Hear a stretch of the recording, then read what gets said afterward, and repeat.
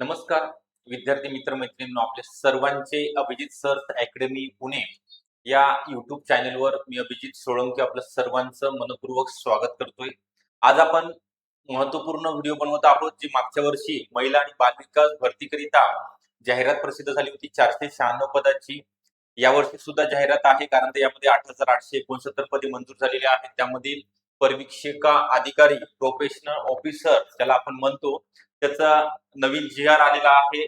जी R प्रसिद्ध झालेला आहे महाराष्ट्रामध्ये. जी आर नुसार नवीन सेवा प्रवेश नियम, म्हणजे ज्या महिला भगिनी आहेत, ज्या इच्छुक आहेत, सरकारी नोकरीकरिता अभ्यास करत आहेत किंवा आता करणार आहेत भविष्यामध्ये, ज्यांचं ग्रॅज्युएशन कंप्लीट झालेले आहे, अशा महिलांकरिता मुलींकरिता एक सुवर्ण संधी सरकारी नोकरीची असणार आहे.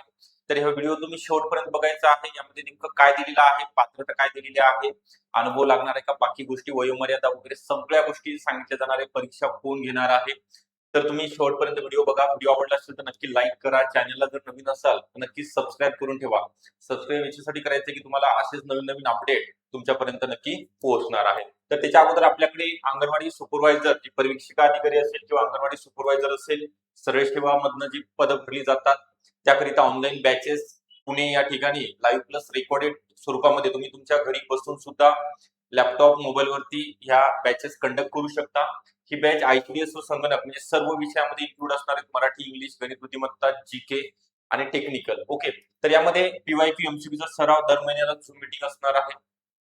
तज्ञ आणि अनुभवी शिक्षकांचं मार्गदर्शन, लेक्चर आपल्याला अनलिमिटेड वेळा म्हणजे लाईव्ह सुद्धा बघू शकता, जे दररोज डेली लेक्चर होतात, किंवा तुम्ही रेकॉर्डिंग सुद्धा पाहू शकता. ते त्यासोबतच आपण तुम्हाला PDF नोट्स ऑल सब्जेक्टच्या दिल्या जाणार आहेत आणि फ्री ऑफ कॉस्ट, फ्री मध्ये असणार आहेत. त्या बॅच मध्ये वेगळे चार्जेस नसणार आहेत. तर जॉईन करण्याकरता आपल्याला 9823442263 हा नंबर दिलेला आहे. या नंबरवरती संपर्क करायचा आहे आणि बॅचला जॉईन व्हायचं आहे. ओके, तर आपला जास्तीचा वेळ न घेता या ठिकाणी जे GR आलेला आहे त्या संदर्भात आपण माहिती घेणार आहोत. काय म्हटलेलं आहे या ठिकाणी बघा, की महिला आणि बालविकास विभाग, वुमेन अँड चाइल्ड डेव्हलपमेंट म्हणजे WCD जे मंत्रालय आहे, त्या मंत्रालयाअंतर्गत, त्या विभागाअंतर्गत परिवीक्षा अधिकारी गटकचं पद आहे. प्रोफेशन ऑफिसर असं म्हटलं जातं. मागच्या वेळेस 57 जागा होत्या याच्या. ओके, किती? 57. तर याच्यामध्ये काही बदल झालेला आहे का अनुभव याच्यामध्ये सेवा प्रवेश नियम मध्ये? तर no changes in RR. Okay, त्याच्यामध्ये काही बदल झाले नाही. काय दिलेला आहे त्यांचा सेवा प्रवेश नियम? शैक्षणिक पात्रता by nomination from among the person who are not less than 21 years of age and not more than 38 years. बघा, वयोमर्यादा सांगितलेली आहे यांनी. ओपन करिता 21 म्हटलेलं आहे. ओके, 21 आणि लास्ट किती पाहिजे? 38 पर्यंत आहे. त्यानंतर कॅटेगरीमध्ये, कास्टमध्ये जर असतील उमेदवार त्यांच्यासाठी 21 टू 43 म्हटलेलं आहे.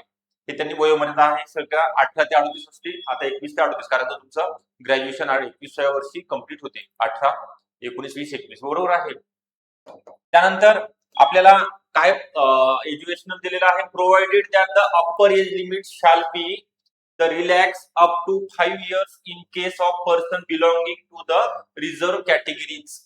म्हणजे जे कॅटेगरीज मध्ये येतात त्यांना 5 वर्षाची सूट, शिथिलता देण्यात आलेली आहे. म्हणजे 38 आणि 5 47. आणि आता पजेस डिग्री काय गरजेचं आहे त्यांच्याकडे? पजेस डिग्री म्हणजे त्या महिला उमेदवारांनी काय गरजेचं? पदवी उत्तीर्ण कोणत्याही शाखेमधनं, महाराष्ट्रामधील किंवा भारतातील संविधानिक विद्यापीठ, जे कोणत्याही विद्यापीठामधनं कोणत्याही शाखेतील, म्हणजे यामध्ये BA मधील असेल, BCom असेल, किंवा BSc असेल, किंवा इंजिनिअरिंग बॅकग्राऊंडचे स्टुडंट असतील, किंवा मेडिकल बॅकग्राऊंडचे असतील, BSc अग्री, इतर कोणत्याही शाखेमधनं कोणत्याही विषयातील तुमची पदवी असेल तरी चालणार आहे. तसेच YCMOU म्हणजे यशवंतराव चव्हाण महाराष्ट्र ओपन युनिव्हर्सिटी नाशिक, यामधनं सुद्धा, इथून सुद्धा तुम्ही घरी बसून ग्रॅज्युएशन कंप्लीट झाला असाल तर तुम्हाला या ठिकाणी परीक्षा अधिकारी गटकचं पद आहे. महिला बाल विकास आयुक्तालय पुणे मधनं भरलं जातं. ही परीक्षा कोण घेणार आहे? तर MPSC मार्फत घेतली जाणार आहे.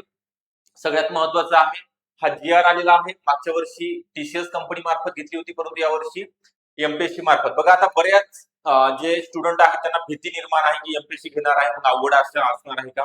मी म्हणेल काहीच अवघड नाही, उलट तुमच्या फायद्याचं आहे. परीक्षा ऑफलाईन होणार आहे, पारदर्शकता असणार आहे, ज्यामध्ये बरेच फ्रॉड होत होते. ओके, टीसीएस किंवा आयबीपीएस कंपनी मार्फत किंवा विद्यार्थ्यांचा अविश्वास निर्माण झाला होता. नॉर्मलायझेशन असते, आमचे मार्क अगोदर मिळाल्यानंतर परत कमी होतात नॉर्मलायझेशन झाल्यानंतर. यामध्ये तशी भानगड नाही.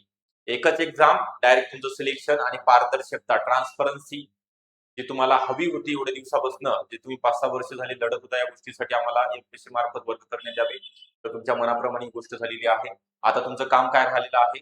परीक्षाचा अभ्यास करायचा आहे, परीक्षा क्रॅक करायची आपल्याला आणि सरकारी नोकरी मिळवायची आहे. तर अशा सर्व महिला उमेदवारांकरिता सुवर्ण संधी असणार आहे, कारण ही जी एक्झाम जागा मंजूर झालेल्या आहेत आणि मोठ्या प्रमाणामध्ये याच्या परीक्षा अधिकारीच्या किमान 300 ते 350 पदं भरली जाणार आहेत, कारण मोठ्या प्रमाणामध्ये रिक्त जागा आहेत. तर ही सर्वात महत्वाची बाब आहे. तुम्हाला आता याच्यामध्ये काय असणार आहे सिलेबस मध्ये, मागच्या वेळेस काय होतं ते सुद्धा सांगतोय. आता हे विषय तुम्ही जरी म्हणत असाल सर एक्झाम तर एमपीएससी कडे गेली, एमपीएससी मध्ये हे विषय नाही का? मराठी व्याकरण आहे, इंग्लिश ग्रामर आहे, त्यानंतर GK, general knowledge. Paper first general नॉलेजच असतो त्यांच्याकडे, 2 पेपर होत नाहीत. आता म्हणजे कमेंट जर करता तुमच्या मनामध्ये शंका असेल, गटकचे 2 पेपर प्री मेन्स होणार नाही, एकच एक्झाम असेल तुमची जीके किंवा जीएस, मॅथ, रिझनिंग.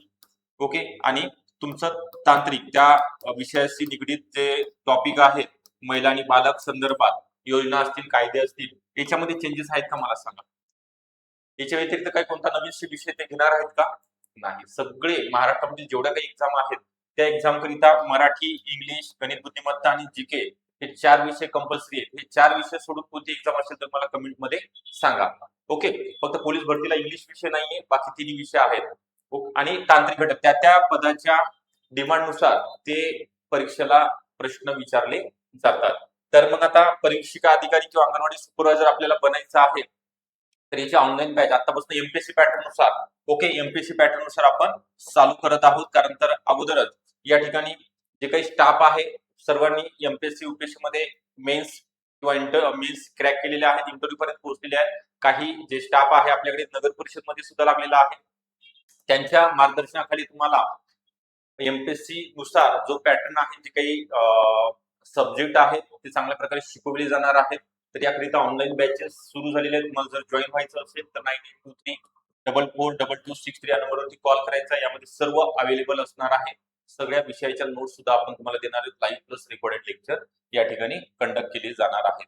तर व्हिडिओ आवडला असेल नक्की लाईक करा. चॅनलला जर नवीन असाल तर नक्की सबस्क्राईब सुद्धा करा. आणि आपल्या मनामध्ये भीती सर्वात अगोदर काढून टाकायची आहे. एमपीएससी मार्फत जरी परीक्षा होत असेल तरी आपल्याकरिता आपल्या दृष्टीने विद्यार्थ्यांच्या दृष्टीने ही चांगली बाब म्हणता येईल. Okay, thank you.